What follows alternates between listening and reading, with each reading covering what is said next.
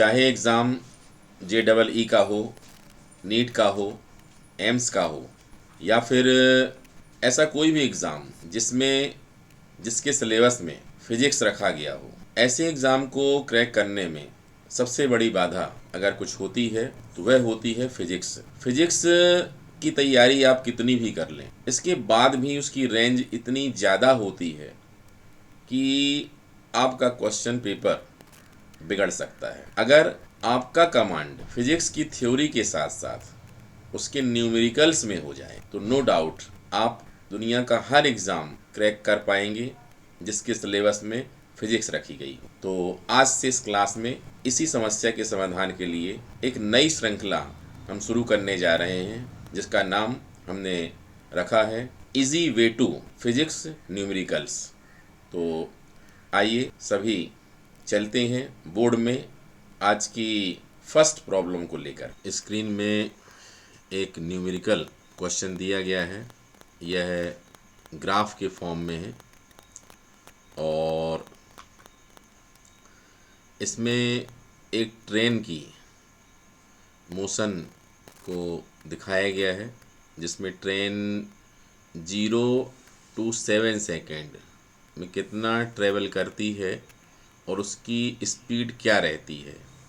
इसके लिए ग्राफ जो हमें दिया गया है वो वेलोसिटी और टाइम के बीच में ग्राफ दिया गया है। वाई एक्सिस में वेलोसिटी ली गई है और एक्स एक्सिस में टाइम लिया गया है।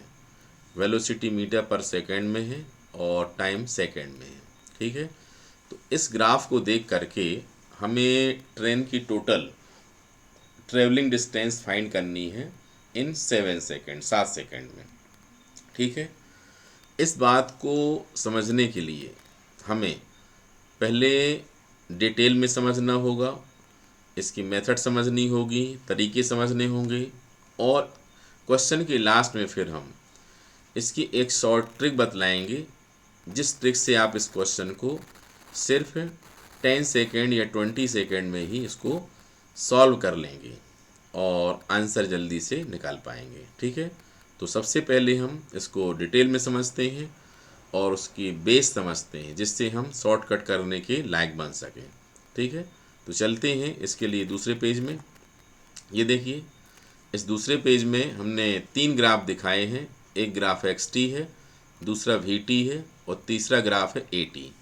मतलब पोजीशन x और टाइम t के बीच में ये ग्राफ दिखाया गया है। ठीक है, इसमें ग्राफ में कुछ भी हमें मिल सकता है, स्ट्रेट लाइन मिल जाए, कर्व मिल जाए या कुछ और भी। ठीक है, सिमिलरली यहाँ पर वेलोसिटी और टाइम, यहाँ पर भी कोई भी ग्राफ मिल सकता है और यहाँ पर भी एक्सेलरेशन और टाइम का है, तो यहाँ पर भी कोई भी ग्राफ हमको मिल सकता है। ठीक है, इसके लिए हमारा प्रीवियस नॉलेज क्या होना चाहिए। वेलोसिटी के लिए हम जानते हैं कि चेंज इन डिस्प्लेसमेंट, ठीक है, विस्थापन में परिवर्तन, और टाइम इंटरवल, समय अंतराल delta x upon delta T, और एक्सेलरेशन के लिए delta v upon delta T.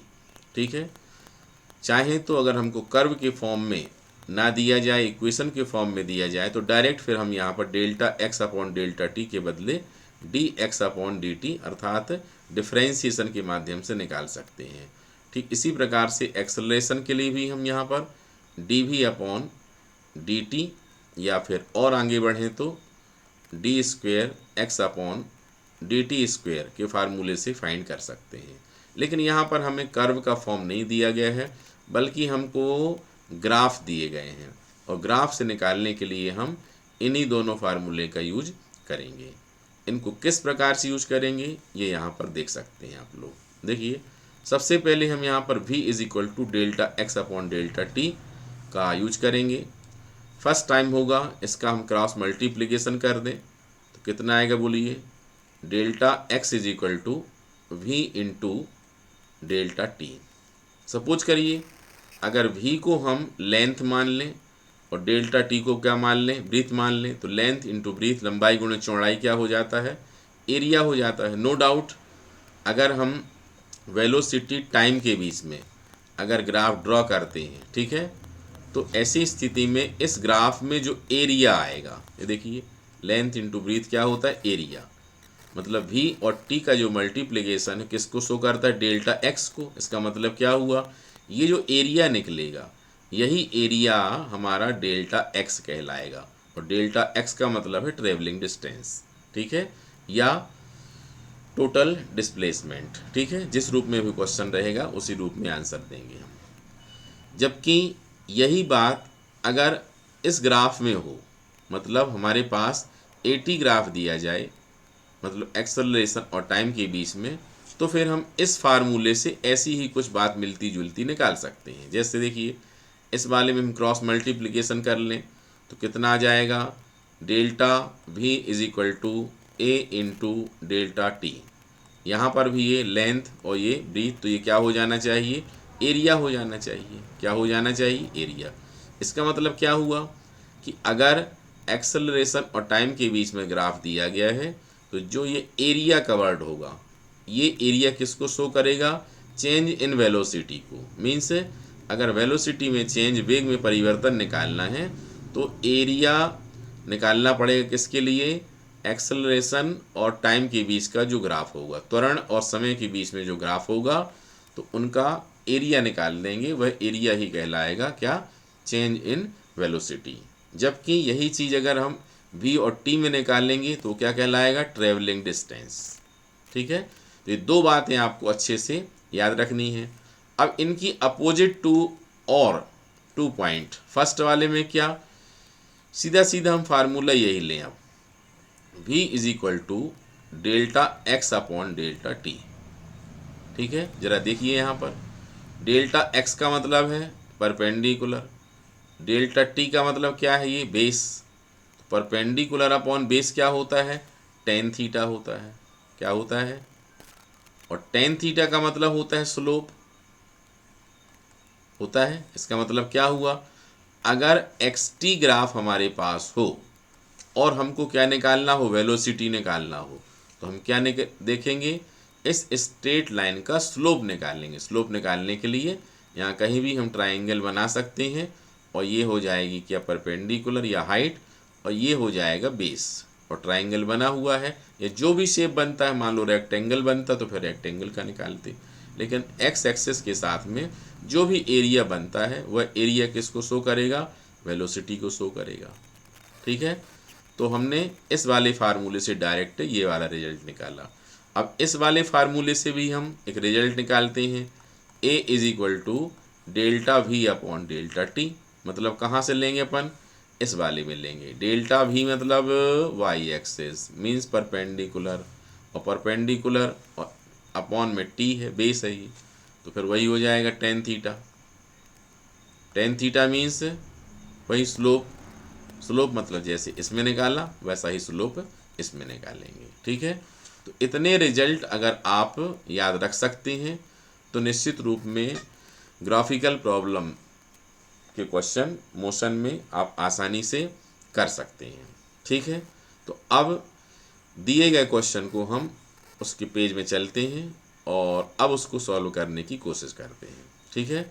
सबसे पहले हम इसका शेप थोड़ा छोटा कर देते हैं जिससे क्वेश्चन को यहीं पर बाजू में सॉल्व किया जा सके, ठीक है। ये देखिए, ये हमने थोड़ा इसका साइज कम कर दिया।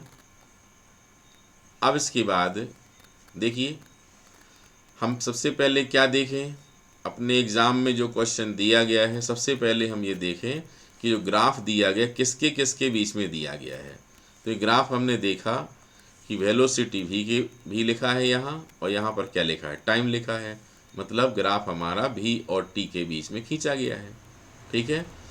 और अब एरिया निकालना है। इसका मतलब क्या हुआ, वही फार्मूला जो हमने अभी बताया, v is equal to delta x upon delta t implies that delta x is equal to v into delta t, means length into breadth, लंबाई गुणे चौड़ाई मतलब एरिया।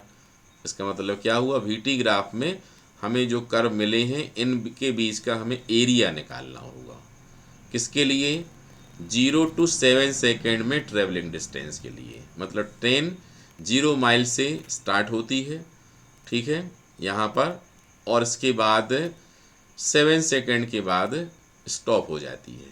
ठीक है, अब इस ड्यूरेशन में ट्रेवल कितना किया उस ट्रेन ने वो हमको निकालना है।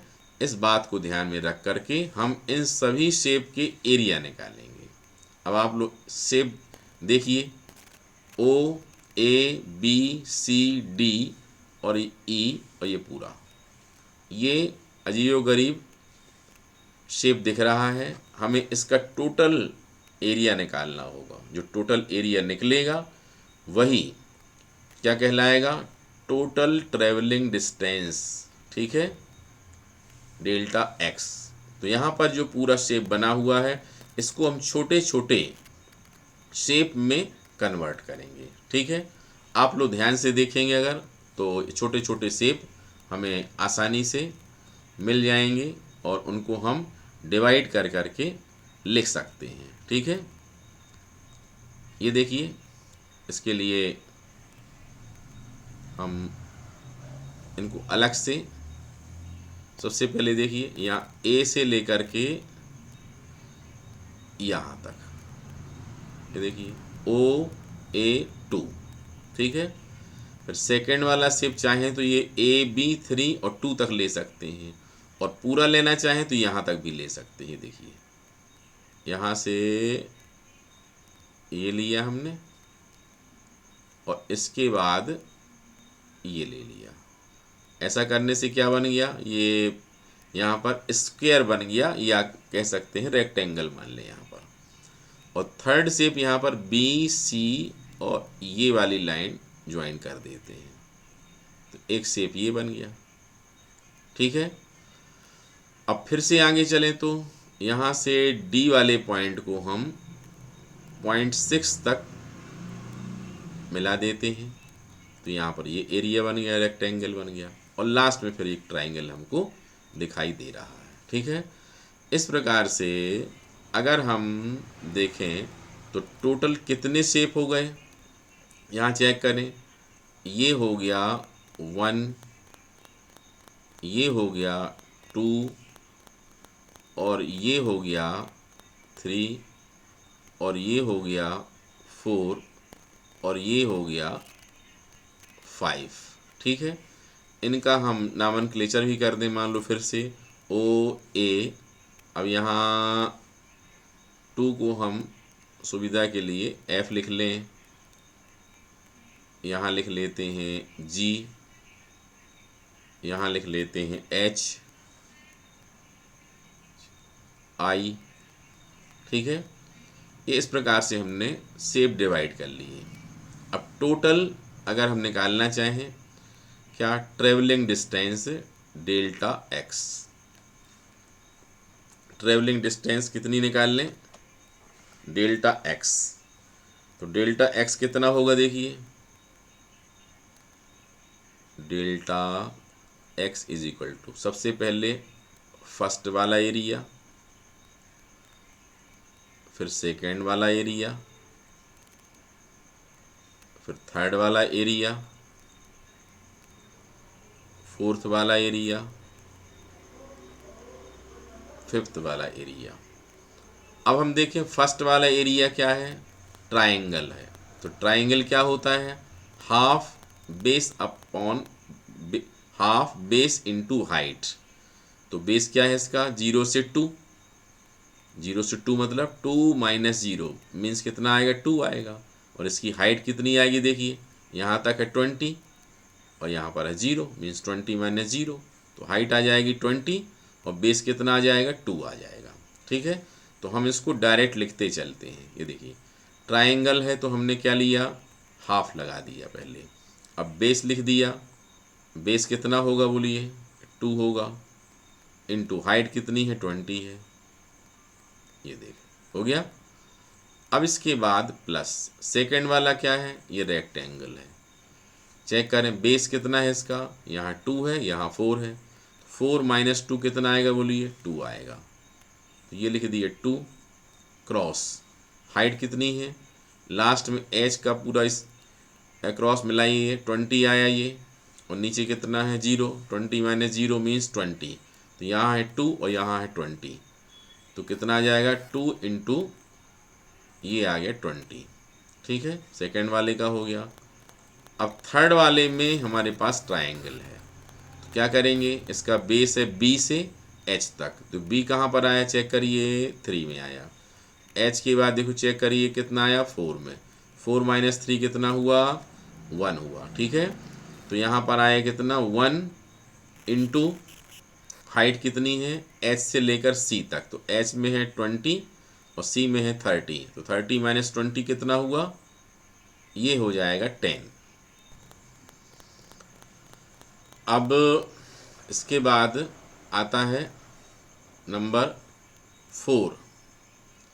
4 में क्या है देखिए, बड़ा सा रेक्टेंगल है, तो सी डी आई जी, तो बेस कितना है 4 से 6 तक, जी आई, तो 6 माइनस 4 कितना होगा बोलिए, 2 होगा। क्रॉस हाइट कितनी है इसकी बोलिए, आई से लेकर डी, तो आई में तो 0 है और डी के सामने कितना है 30, कितना हो जाएगा हाइट 30 हो गई। प्लस लास्ट 5th नंबर में है ट्राइंगल, तो बेस कितना है 7 6, देखिए 6 है यहाँ, 7 माइनस 6 कितना हुआ, 1 हुआ। और ट्राइंगल है, जहाँ भी ट्राइंगल है हाफ जरूर लगाना है पहले वहाँ। और बेस कितना हो जाएगा 1 और हाइट कितनी हो जाएगी इसकी, पूरा हो जाएगा लास्ट तक डी तक, मीन्स 30। ये देखिए अब इनका कैलकुलेशन लगाएंगे, ये आ जाएगा 2 से 2 कैंसिल, ये आ जाएगा 20 प्लस 20 इंटू 2, ये आ जाएगा 40। फिर यहाँ से 5 बचेगा, 10 को काट देंगे तो कितना आ जाएगा बोलो 5। अब यहाँ से 30 इंटू 2 कितना आ जाएगा बोलिए 60 आ जाएगा। और इसके बाद फिर यहाँ पर 15, अब टोटल 60 60 120 और 20 140, ये देखिए मतलब 140 मीटर। ट्रेन टोटल 7 सेकंड में कितना डिस्टेंस ट्रेवल करेगी, 140 मीटर करेगी। ठीक है, इस प्रकार से इस क्वेश्चन को सॉल्व कर सकते हैं। अब अगर आपको इस क्वेश्चन को शॉर्टकट ट्रिक में और जल्दी करना हो तो इस पूरी मेथड को अपन को शॉर्टकट में अप्लाई करना पड़ेगा, जल्दी अप्लाई करना पड़ेगा। उसके लिए ये सब लिखने की ज़रूरत नहीं है, जितना हमने यहाँ पर लिखा है डायग्राम ये क्वेश्चन पेपर में बना बनाया मिलेगा। बस इसमें कुछ भी नहीं करना है, सीधा सीधा कर्व को देख करके सबसे पहले अपने मन में या पेंसिल पेन से शेप डिसाइड कर लेना है। जैसे तुरंत डिसाइड करेंगे हम 1 ट्रायंगल, रेक्टेंगल, ट्रायंगल, रेक्टेंगल और ट्रायंगल, मतलब 5 सेक्शन में इसको तुरंत ही हमने डिवाइड कर लिया। ठीक है, यहाँ पर चाहें तो उसको 5 के बदले 4 सेक्शन में भी ट्रेपेजॉइड बन सकता है। यहाँ देखिए 4 से 7 तक ये और एक साइड ये समलंब चतुर्भुज, तो इसका भी डायरेक्ट निकाल सकते हैं, लेकिन कुछ लोगों को तुरंत में याद नहीं आता है, तो फिर ये रेक्टेंगल और ट्रायंगल का यूज करके भी निकाल सकते हैं। इसमें भी लगभग उतना ही पड़ेगा। तो इसके लिए क्या करना पड़ेगा, ये देखा ट्रायंगल, ये देखा 2 और ये देखा 20 इंटू 2 40, हाफ किया तो कितना आ जाएगा, ये 20 आया, ऐसा लिखेंगे। इसके बाद यहाँ पर देखा अपन ने रेक्टेंगल है, यहाँ 2 है और यहाँ 20 है, तो 20 इंटू 2 कितना हो जाएगा 40 हो जाएगा। अब ये ट्रायंगल है, ये 1 है और ये 10, तो 10 का हाफ 5 हो जाएगा, ये तुरंत लिखा। इसका देखा हमने यहाँ से यहाँ तक 2 और हाइट है 30, तो कितना हो जाएगा ये 60, और ये 1 है और 30 का हाफ कितना 15 हो जाएगा। तुरंत ही ऐसा लिखेंगे और इसको टोटल निकालेंगे 140 मीटर। इस प्रकार से सिर्फ इतना लिख करके शॉर्टकट में हम इस पूरी प्रॉब्लम को सॉल्व कर सकते हैं, क्योंकि मल्टीपल चॉइस क्वेश्चन में हमें सिर्फ आंसर पता करना होता है, ए है, बी है, सी है या डी है।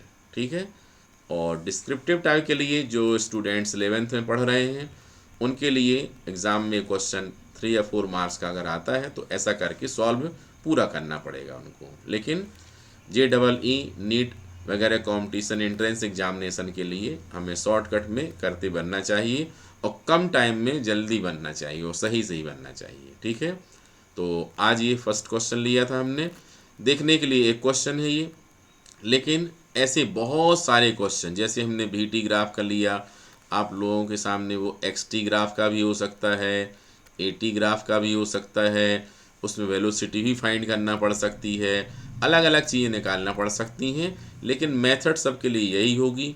आप इस मेथड का यूज करके मोर देन 100 क्वेश्चन सॉल्व कर सकते हैं, कम से कम 100 क्वेश्चन। और इसके लिए आप प्रैक्टिस बुक से ये 100 क्वेश्चन या उससे ज़्यादा आप सॉल्व करके देखें, तब आपकी तैयारी इस प्रकार के ग्राफ वाले क्वेश्चन में परफेक्ट होगी। एग्ज़ाम में फिर कोई भी क्वेश्चन आएगा आपसे बन सकेगा। तो आज के लिए इतना ही। इसी प्रकार से इस श्रृंखला में और भी बेहतरीन फिजिक्स के क्वेश्चन लेकर के हम आएंगे। आपको सिर्फ प्रैक्टिस करनी है, क्योंकि आप प्रैक्टिस नहीं करेंगे तो कितना भी अच्छा एक्सप्लेन किया जाए, वह एक्सप्लेनेशन आपके फिर किसी काम का नहीं रह जाता है। इसलिए आप प्रैक्टिस करिए और आगे बढ़िए और अपने एग्ज़ाम को क्रैक करने की ही ठानिए। हम आपकी पूरी मदद करेंगे।